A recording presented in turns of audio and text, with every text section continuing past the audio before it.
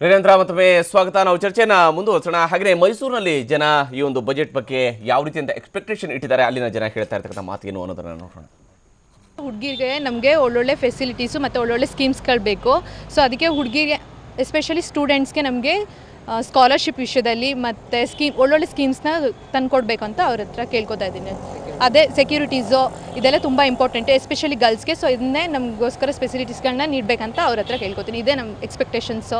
ಈಗೀಗ ತರಕಾರಿ ಬೆಲೆ, ದಿನಸಿ ಬೆಲೆ, ಪೆಟ್ರೋಲ್ ಬೆಲೆ ಎಲ್ಲ ತುಂಬ ಜಾಸ್ತಿ ಆಗ್ತಾ ಇದೆ. ದಿನೇ ದಿನೇ ಅದೇ ಕೇಳ್ತಾ ಇದ್ದೀವಿ. ಯಾವುದು ಕಡಿಮೆ ಅಂತೂ ಆಗ್ತಾ ಇಲ್ಲ. ನೋಡಬೇಕು ಹೇಗಿರುತ್ತೆ. ಕಡಿಮೆ ಮಾಡಿದ್ರೆ ಎಲ್ಲರಿಗೂ ಖುಷಿಯಾಗುತ್ತೆ ಅಂತ ಅಂದ್ಕೊಂಡಿದ್ದೀವಿ.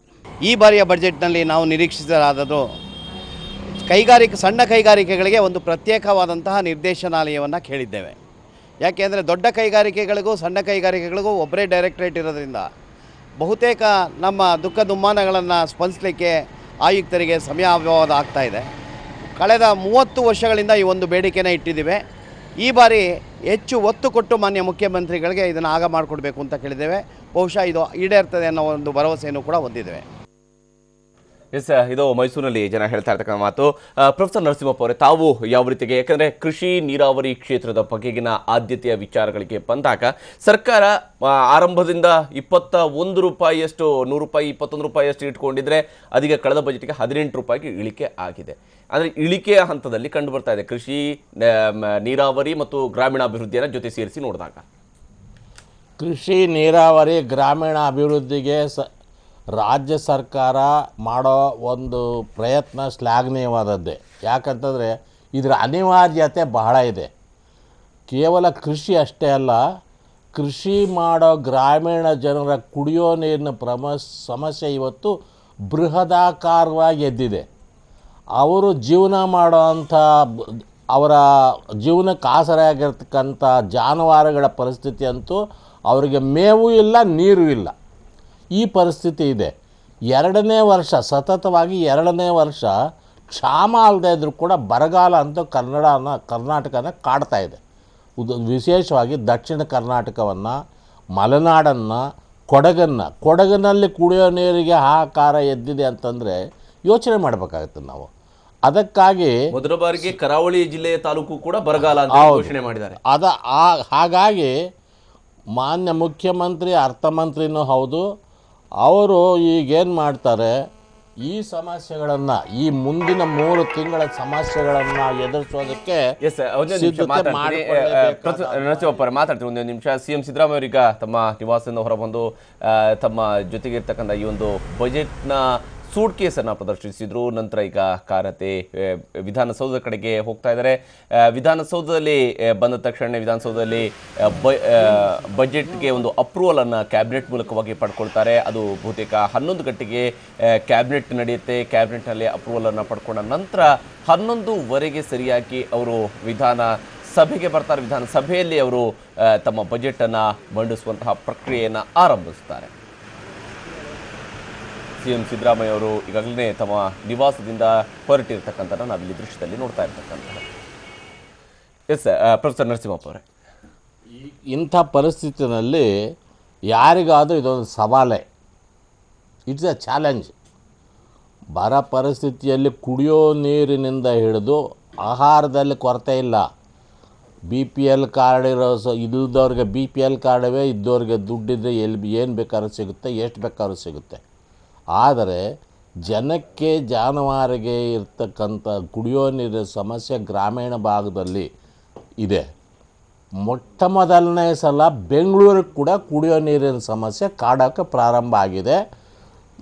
ಬಹಳ ಮಾಡಿ ಇನ್ನು 6 ವಾರಗಳವರೆಗೆ ಮಾತ್ರ ಕುಡಿಯೋ ನೀರು ಸಮರ್ಪಕವಾಗಿ ಬೆಂಗಳೂರಿಗೆ ಪೂರೈಸ್ಬೋದು. 6 ವಾರಗಳ ನಂತರ ನೀರು ಪೂರೈಸೋದು ಬೆಂಗಳೂರಿಗೆ ಪ್ರತಿ ದಿವಸ ಸಾಧ್ಯವೇ ಇಲ್ಲದ ಮಾತಾಗ್ತದೆ. ಹೀಗಾಗುತ್ತೆ. ಆಗ ಡೆಡ್ ಸ್ಟೋರೇಜನ್ನು ತೆಗೆದು ಅದನ್ನು ಸಂಸ್ಕರಣೆ ಮಾಡಿ ಕೊಡಬೇಕಾದ್ರೆ ಅದರ ಕಷ್ಟ ಮಾಡೋರಿಗೆ ಗೊತ್ತಾಗ್ತದೆ. ನಿಮಗೆ ಗೊತ್ತಾಗಲ್ಲ. ನೀರು ಕುಡಿಯೋರಿಗೆ ಗೊತ್ತಾಗಲ್ಲ. ಅದರಲ್ಲಿರ್ತಕ್ಕಂಥ ಪಾಚಿ, ಅದು ತೆಗೆಯೋದ್ರಿಂದ ಅದರಲ್ಲಿರ್ತಕ್ಕಂಥ ಪ್ರಾಣಿಗಳ ಏನು ಜಲಚರಗಳ ನಷ್ಟ, ಅದರ ವಾಸನೆ, ಅದರ ಕತೆ ಬೇರೆ ಆಗ್ತದೆ. ಅದನ್ನು ನಾವು ಹೇಳೋದು ಬೇಡ ಇಲ್ಲಿ. ಈ ಪರಿಸ್ಥಿತಿಯಲ್ಲಿ ಸಿದ್ದರಾಮಯ್ಯನವ್ರಿಗೆ ಇದೊಂದು ಚಾಲೆಂಜೇ. ಇನ್ನೊಂದು ಕೃಷಿ ಬಗ್ಗೆ ನೀರಾವರಿ ಬಗ್ಗೆ ಹೇಳಬೇಕಂತಂದರೆ ಅತ್ಯಂತ ಪ್ರಮುಖವಾಗಿ ಚರ್ಚಿತ ವಿಷಯ ಎತ್ತಿನ ಹೊಳೆ. ಎತ್ತಿನ ಹೊಳೆನಲ್ಲಿ ಕುಡಿಯೋ ನೀರಿಗೆ, ಅದು ನೀರಾವರಿ ಯೋಜನೆ ಅಲ್ಲ, ಕುಡಿಯೋ ನೀರಿನ ಯೋಜನೆ, ಅದನ್ನು ತಪ್ಪು ತಿಳ್ಕೊಂಡಿದ್ದಾರೆ. ಮಹದಾಯಿನಲ್ಲಿ ಸಿಕ್ಕ ನೀರಿನಲ್ಲೂ 42 TMCFT ಉತ್ತರ ಕರ್ನಾಟಕದ ಗದಗ, ಧಾರವಾಡ ಆ ಜಿಲ್ಲೆಗಳಿಗೆ, ಬೆಳಗಾವಿನ ಕೆಲವು ಭಾಗಗಳಿಗೆ ಪೂರೈಸೋದಕ್ಕೆ ಮಾಡೋ ಪ್ರಯತ್ನದಲ್ಲಿ ಅಗಾಧವಾದ ವಿರೋಧ ಬರ್ತಾಯಿದೆ. ಯಾರಿಂದ ಬರ್ತಾಯಿದೆ ಯಾರಿಗೆ ಗೊತ್ತಿಲ್ಲ. ಗೋವಾ ವಿರೋಧ ಮಾಡ್ತಾಯಿದೆಯಾ? ಪಾಂಚಾಲ್ ಕಮಿಷನ್ ಮುಂದೆ ಏನು ಮಾಡ್ತಾಯಿದ್ದಾರೆ ಇವರು? ಲಾಯರ್ಗಳು ಏನು ಮಾಡ್ತಾಯಿದ್ದಾರೆ? ಕಾವೇರಿ ಎಷ್ಟೋ ವರ್ಷಗಳ ತೀರ್ಮಾನ ಆದರೂ ಕೂಡ ಈಗಲೂ ಸುಪ್ರೀಂ ಕೋರ್ಟ್ನಲ್ಲಿ ನಮ್ಮ 38 ಲಾಯರ್ಸ್ ಆರ್ಗ್ಯೂ ಏನು ಆರ್ಗ್ಯೂ ಮಾಡ್ತಾ ಇದ್ದಾರೆ ಇವರು? 50 ವರ್ಷ ಅದನ್ನು ತೀರ್ಮಾನ ಮಾಡಿದ ಮೇಲೆ ಟ್ರಿಬ್ಯುನಲ್ ಅವಾರ್ಡ್ ಕೊಟ್ಟ ಮೇಲೆ 50 ವರ್ಷ ಯಾವನು ಮುಟ್ಟೋಕ್ಕಾಗಲ್ಲ. ಅದಕ್ಕೂ ಸುಪ್ರೀಂ ಕೋರ್ಟಿನ ಶಕ್ತಿನೇ ಇದೆ, ಆರ್ಡರ್ ಶಕ್ತಿ ಇದೆ. ಅದನ್ನು ಇವರು ಚಾಲೆಂಜ್ ಮಾಡ್ತಾ ಇದ್ದಾರೆ, ಇವರು ಉತ್ತರ ಕೊಡ್ತಾ ಇದ್ದಾರೆ, ಚರ್ಚೆ ನಡೀತಾ ಇದೆ, ರಾಜ್ಯದ ದುಡ್ಡು ಖರ್ಚಾಗ್ತಾಯಿದೆ. ಸಿದ್ದರಾಮಯ್ಯನವರು ಇವೆಲ್ಲ ಅರ್ಥ ಮಾಡ್ಕೊಂಡಿದ್ದಾರೆ. ಅರ್ಥ ಮಾಡ್ಕೊಳ್ದಿರೋಷ್ಟು ದಡ್ಡ ಅಂತೂ ಸಿದ್ದರಾಮಯ್ಯ ಅಲ್ಲವೇ ಅಲ್ಲ. ಆದರೆ ಅವರ ಕೈ ಮೀರಿ ಪರಿಸ್ಥಿತಿ ಹೋಗಿದೆ. ಈಗ ಆ ಚಾಲೆಂಜಸ್ಸನ್ನೆಲ್ಲ ನೋಡಿ ಬಡ್ಜೆಟ್ ಕೊಡಬೇಕಾದ ಅನಿವಾರ್ಯತೆ ಅವರಿಗಿದೆ. ಎರಡನೇದು, ಉತ್ತರ ಪ್ರದೇಶದಲ್ಲಿ ಮೊನ್ನೆ ಚುನಾವಣೆಗಳು ನಡೀತು. ಚುನಾವಣೆಗಳಲ್ಲಿ ಅವರು ಕೊಟ್ಟ ಘೋಷಣೆಗಳು ಏನು ಗೊತ್ತಾ? ರೈತರ ಸಾಲ ಪೂರ್ಣ ಮನ್ನಾ, ಮುಂದೆ ಮಾಡೋ ಸಾಲಕ್ಕೆ 0% ಇಂಟ್ರೆಸ್ಟ್, ಶೂನ್ಯ ಬಡ್ಡಿ ದರದ ಮೇಲೆ. 22 ಕೋಟಿ ಜನದ ಪಾಪ್ಯುಲೇಷನ್ ಉತ್ತರ ಪ್ರದೇಶದ್ದು. ಭಾರತದ ಪ್ರತಿಯೊಬ್ಬ 5 ಮನುಷ್ಯರಲ್ಲಿ ಒಬ್ಬ ಈ ಉತ್ತರ ಪ್ರದೇಶದವನಿದ್ದಾನೆ. ಅವರಿಗೆ ಶೂನ್ಯ ಬಡ್ಡಿ ದರದಲ್ಲಿ ಅವರ ಕೃಷಿಗೆ ಸಾಲ ಕೊಡ್ತಾರೆ ಅಂತ ಘೋಷಣೆ ಮಾಡಿದ್ದಾರೆ. ಎಲ್ಲ ಮನೆಗಳಿಗೂ ಗ್ಯಾಸ್ ಸಂಪರ್ಕ, ಎಲ್ಲ ಹಳ್ಳಿಗಳಿಗೂ ವಿದ್ಯುತ್ ಸಂಪರ್ಕ. ಪ್ರೊಫೆಸರ್ ನರಸಿಂಹಪ್ಪ, ಈಗಾಗಲೇ ಸಿಎಂ ಸಿದ್ದರಾಮಯ್ಯ ಅವರು ವಿಧಾನಸೌಧಕ್ಕೆ ಆಗಮಿಸಿರ್ತಕ್ಕಂಥ ನಾವಿಲ್ಲಿ ನೋಡ್ತಾ ಇರ್ತಕ್ಕಂಥದ್ದು, ದೃಶ್ಯದಲ್ಲಿ ನೋಡ್ತಾ ಇರ್ತಕ್ಕಂಥದ್ದು. ಸರಿಯಾಗಿ ಈಗ ಏನು ವಿಧಾನಸೌಧಕ್ಕೆ ಬರ್ತಾ ಇದ್ದಂತೆಯೇ ಅಲ್ಲಿ ಕ್ಯಾಬಿನೆಟ್ ನಡೆಯುತ್ತೆ. ಕ್ಯಾಬಿನೆಟ್ನ ಮೂಲಕವಾಗಿ ಬಜೆಟ್ಗೆ ಅಪ್ರೂವಲನ್ನು ಪಡ್ಕೊಳ್ತಾರೆ. ತುಂಬ ದೊಡ್ಡ ಮಟ್ಟದ ನಿರೀಕ್ಷೆ ಇರ್ತಕ್ಕಂಥದ್ದು. ಈಗಾಗಲೇ ಪ್ರೊಫೆಸರ್ ನರಸಿಂಹಪ್ಪ ಅವರು ಹೇಳ್ತಿರೋ ರೀತಿಯಲ್ಲಿನೇ ಉತ್ತರ ಪ್ರದೇಶದ ಚುನಾವಣೆಯ ಫಲಿತಾಂಶ ಏನಿದೆ, ಇದು ಬಹುಶಃ ರಾಜ್ಯದಲ್ಲಿ ಮುಂದೆ ನಡೀತಕ್ಕಂತಹ ಚುನಾವಣೆಯ ದೃಷ್ಟಿಯಿಂದಲೂ ಕೂಡ ಅಲ್ಲಿರ್ತಕ್ಕಂಥ ಫಲಿತಾಂಶದ ನಂತರ ಬಿಜೆಪಿಗೆ ಬಂದಿರತಕ್ಕಂಥ ಉತ್ಸಾಹ ಮತ್ತು ಆ ಒಂದು ಅಲೆ, ಕಾಂಗ್ರೆಸ್ ಪಂಜಾಬ್ನಲ್ಲಿ ಗೆದ್ದಿರಬಹುದು, ಪಂಜಾಬ್ನಲ್ಲೂ ಕೂಡ ಕಾಂಗ್ರೆಸ್ ದೊಡ್ಡ ಬಹುಮತವನ್ನು ಪಡೆದಿರಬಹುದು, ಆದರೆ ಅದನ್ನು ಮೀರಿಸತಕ್ಕಂಥ ರೀತಿಯಂಥ ಉತ್ಸಾಹ ಸಹಜವಾಗಿಯೇ ಭಾರತೀಯ ಜನತಾ ಪಕ್ಷದಲ್ಲಿ ಇರ್ತಕ್ಕಂಥದ್ದು. 4 ರಾಜ್ಯಗಳಲ್ಲಿ ಆಡಳಿತವನ್ನು ನಡೆಸುವಂಥ ಒಂದು ಅವಕಾಶವೂ ಕೂಡ ಅವರಿಗೆ ಸಿಕ್ಕಿರ್ತಕ್ಕಂಥದ್ದು. ಈ ಕಾರಣದಿಂದಾಗಿ ಅದನ್ನು ತಡಿಬೇಕಾದಂತಹ ಇರತಕ್ಕಂಥ ಕೊನೆಯ ಅವಕಾಶವಾಗಿಯೂ ಕೂಡ ಈ ಬಜೆಟ್ ಬಳಕೆ ಆಗುತ್ತಾ, ಅದನ್ನು ಎಷ್ಟರ ಮಟ್ಟಿಗೆ ತಡೆಯೋದಕ್ಕೆ ಸಾಧ್ಯ ಆಗುತ್ತೆ, ನಮ್ಮಲ್ಲಿರ್ತಕ್ಕಂಥ ಆರ್ಥಿಕ ಪರಿಸ್ಥಿತಿಯ ಒಳಗಡೆ ಸಂಪೂರ್ಣ ಸಾಲ ಮನ್ನಾ ಅನ್ನುವಂಥದ್ದನ್ನು ಮಾಡೋದಕ್ಕೆ ಸಾಧ್ಯ ಆಗುತ್ತಾ? ಸಿಎಂ ಸಿದ್ದರಾಮಯ್ಯ ಅವರೇ ಕೊಟ್ಟಿರ್ತಕ್ಕಂಥ ಅಂಕಿಅಂಶ ಪ್ರಕಾರ ಹೇಳೋದಿದ್ರೆ ಕರ್ನಾಟಕದ ರೈತರು ಇದುವರೆಗೆ ಮಾಡ್ಕೊಂಡಿರ್ತಕ್ಕಂತಹ ಸಾಲದ ಒಟ್ಟು ಪ್ರಮಾಣ, ಅದು ರಾಷ್ಟ್ರೀಕೃತ ಬ್ಯಾಂಕ್ಗಳು, ವಾಣಿಜ್ಯ ಇತರೆ ಪ್ರೈವೇಟ್ ಸೆಕ್ಟರ್ ಬ್ಯಾಂಕ್ಗಳು ಮತ್ತು ಸಹಕಾರಿ ಬ್ಯಾಂಕ್ಗಳನ್ನು ಒಟ್ಟು ಸೇರಿದ ಸುಮಾರು 45,000 ಕೋಟಿ ಅನ್ನುವಂಥನ್ನ ಸಿಎಂ ಸಿದ್ದರಾಮಯ್ಯ ಅವರು ಹೇಳ್ಕೊಂಡಿರ್ತಕ್ಕಂಥದ್ದು. ಅದರಲ್ಲಿ 35,000 ಕೋಟಿಯಷ್ಟು ಪ್ರಮಾಣದ ಹಣ ರಾಷ್ಟ್ರೀಕೃತ ಬ್ಯಾಂಕ್ಗಳಿಂದ ಆಗಿರ್ತಕ್ಕಂಥ ಸಾಲ ಇದೆ.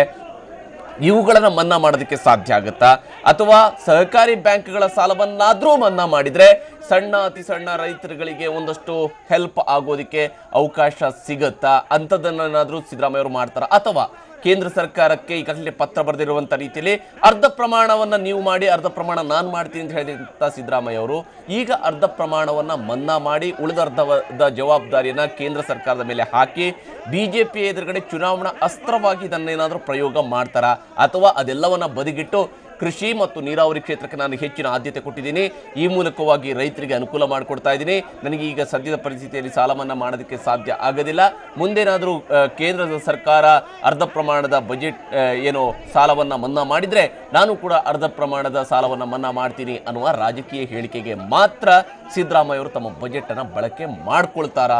ಈ ರೀತಿಯಾದಂತಹ ಒಂದು ನಿರೀಕ್ಷೆ ಇರ್ತಕ್ಕಂತಹದ್ದು ಈ ಬಾರಿಯ ಬಜೆಟಲ್ಲಿ. ಅದೆಲ್ಲವೂ ಕೂಡ ಈಗ ಆ ಸೂಟ್ ಕೇಸ್ನ ಒಳಗಡೆ ಅಡಗಿದೆ. ಆ ಸೂಟ್ ಕೇಸನ್ನು ಇನ್ನೇನು ಅರ್ಧ ಮುಕ್ಕಾಲು ಗಂಟೆಯಲ್ಲಿ ಓಪನ್ ಆಗುತ್ತೆ. ನಂತರ ನಮಗೆ ಗೊತ್ತಾಗ್ತಕ್ಕಂಥದ್ದು ಆ ಸೂಟ್ ಕೇಸ್ನಲ್ಲಿ ನಿಜಕ್ಕೂ ಏನಿದೆ. 12ನೇ ಬಜೆಟ್ ಮಂಡನೆ ಮಾಡೋದಕ್ಕಾಗಿ ಸಿಎಂ ಸಿದ್ದರಾಮಯ್ಯ ಅವರು ಈಗ ವಿಧಾನಸೌಧಕ್ಕೆ ಆಗಮಿಸಿದ್ದಾರೆ. ಸಿಎಂ ಸಿದ್ದರಾಮಯ್ಯ ಅವರು ನಾವು ಬಜೆಟ್ ಮೇಲಿನ ಚರ್ಚೆಯನ್ನು ಮುಂದುವರಿಸೋಣ, ಚಿಕ್ಕ ಬ್ರೇಕ್ ನಂತರ.